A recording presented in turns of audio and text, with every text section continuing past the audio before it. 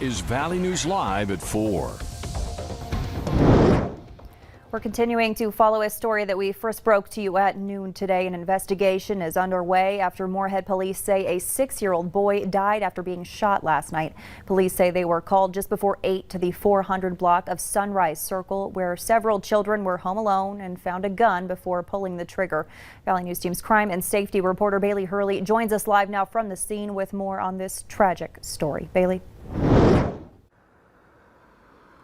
Stacey, there are still a lot of questions in this case, as we don't know how many other children were home at the time that shot was fired. We also don't know the ages of the other children involved or how they're related to one another. At this point, Moorhead police say those are pieces that they're still trying to put together as well. They say the most important thing is that all of the other children who were involved and home at that time of the shooting are now safe. Now, dispatch audio from Sunday night indicates that the children did not live at this apartment complex, which raises the question, who was supposed to be in charge of the children at the time that this shot was fired? I did speak with criminal lawyers here in the Valley today, and they say that in a case like this, whoever was supposed to be in charge of those children could be facing charges of child endangerment somewhere down the road, and in a very, very rare case could find themselves facing manslaughter charges. But again, both criminal lawyers I spoke to who brought that up said that is a very rare case. Now, in the state of Minnesota,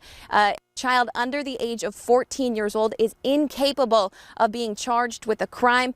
At this time, Moorhead police say that they do not know if this shooting was accidental or intentional. We'll continue to keep you updated here. For now, live in Moorhead, Bailey Hurley, Valley News Live. Thank you, Bailey. And tonight on Valley News Live at 6, we'll have the chilling dispatch audio from just moments after that shooting. Here's a look at today's top 4 at 4. A juvenile is in stable condition this afternoon after being shot last night in West Fargo. It happened around 9 in the 1500 block of 11th Avenue East. Police say the shooting was not random, but the gunman meant to hit someone else living at the home because of an altercation that happened earlier in the day. The juvenile was taken to the hospital with non-life-threatening injuries. The West Fargo Police Department is still investigating. The suspect in a downtown Fargo bar shooting, who was considered armed and dangerous, is now at the Cass County Jail. Brandon Grant was arrested this morning during a SWAT team raid at a South Fargo hotel. He was wanted for attempted murder. The Red River SWAT team executed a high-risk search warrant just after midnight at the Hotel Deluxe in the 1400 block of 35th Street South. Police have been looking for him since February 21st, when he's suspected of shooting 3 people outside the Bismarck Tavern. This is video from inside the bar that night just before the shootings. A woman has pled guilty to aiding the man accused of killing a Moorhead teenager. 27-year-old Andrea Payne pled guilty this morning to aiding an offender in second-degree murder. 2 men were also charged with covering up the April 2020 murder. All 3 are expected to take a plea deal that would give them less than 5 years in jail. Ethan Broad, the man accused of killing 19-year-old Destiny Avery, said he wanted to withdraw his plea last month. He'll either be sentenced on March 31st or a judge could decide to let him take the case to trial. A federal judge has denied a sentence reduction sought by a North Dakota man convicted of killing 2 U.S. Marshals. Scott Fall was involved in a shootout with police in February 1983. He argued that his breathing problems have created an increased risk of complications from COVID-19. According to federal documents, he also says his imprisonment is unlawful because of bias and insufficient evidence. He was sentenced to life in prison on murder charges and an additional 15 years on other offenses. That wraps up today's top 4 at 4. Now here's a first look at our weather with Chief Meteorologist Hutch Johnson. Hey Stacey, thank you very much. Hope everybody had a great weekend. A windy one it was, but mild weather. A little bit of a rain shower working its way through on Sunday. We start the work week off with 40s and low 50s, but no wind. So beautiful out there as we look in on our Luther family Ford shot from I-29 and the 32nd Avenue exit.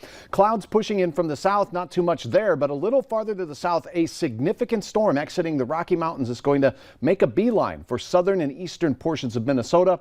We'll be on the northern fringes of that, and it will be a first alert weather day on Wednesday. We'll have the latest details here momentarily on that. Tonight, get out and smile. Temperatures will slip into the 40s eventually overnight. 30s are on the way, but light winds, increasing clouds, and changes begin from that system down to the south by tomorrow.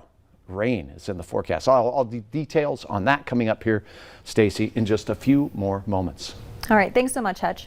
Fargo's mask mandate could expire tonight. The city commission will meet in an hour to decide.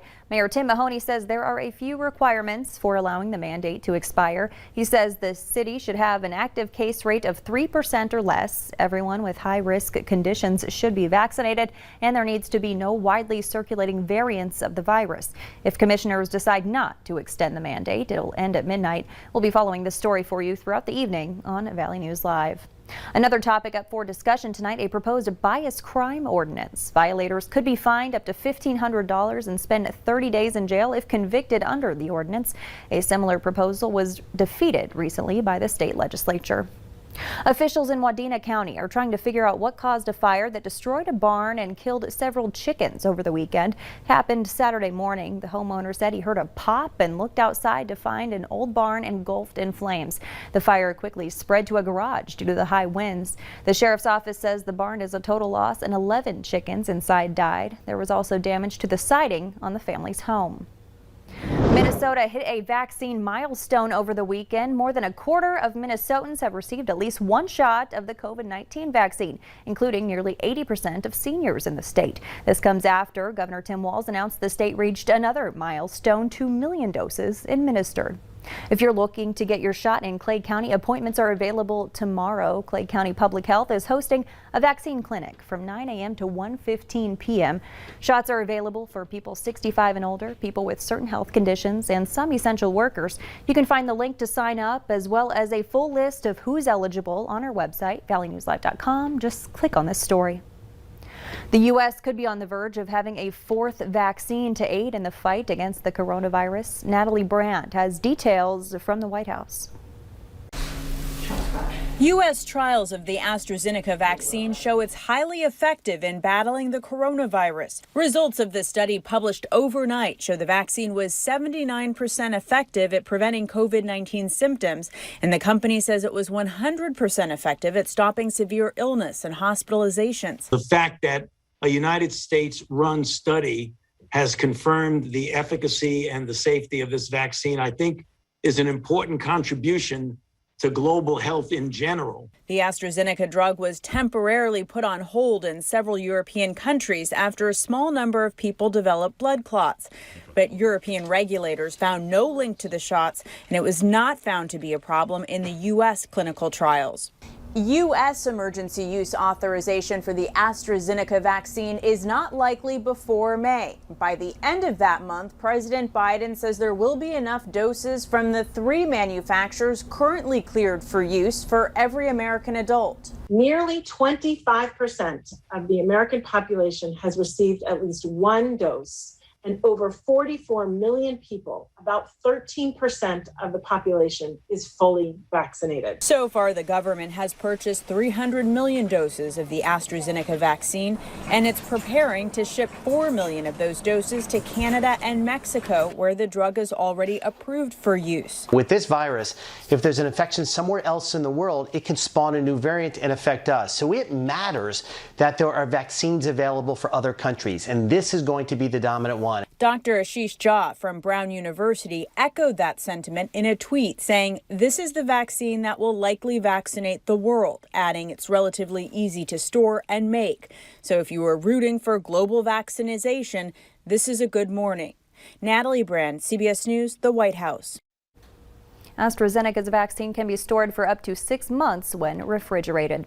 To stay on top of the latest COVID vaccine-related information, use our VNL vaccine tracker. It's right on the homepage of our website, or you can open your phone camera and point it at the QR code on your screen, then tap the link that pops up.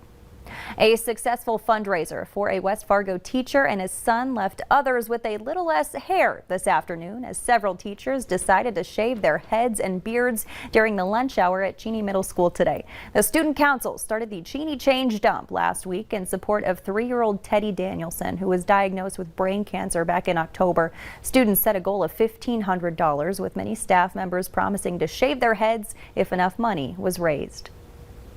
As a first-year parent, it kind of struck the right chords with me, and I can't imagine what they're going through. So when I thought about it, it's any way I can go to help Teddy and help that family, I'll do that. We have a link to Teddy's GoFundMe posted on our VNL News app. Just click on this story.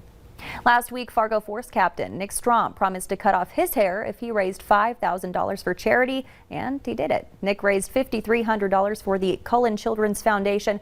The organization supports children's health care needs in the Fargo-Moorhead area. The money he raised was matched with another $5,000 donation, bringing the total to more than $10,000. Passengers flooding airports now for 11 straight days. What it means for the airline industry and the CDC. What a beautiful start to our work week, captured here by our Tower Cam time lapse this morning as the sun started a new week here in spring. Now we do have changes in store for your forecast. A system moving out of the Rockies will bring those changes by tomorrow, and snow by Wednesday morning for some. Your hour by hour forecast is straight ahead.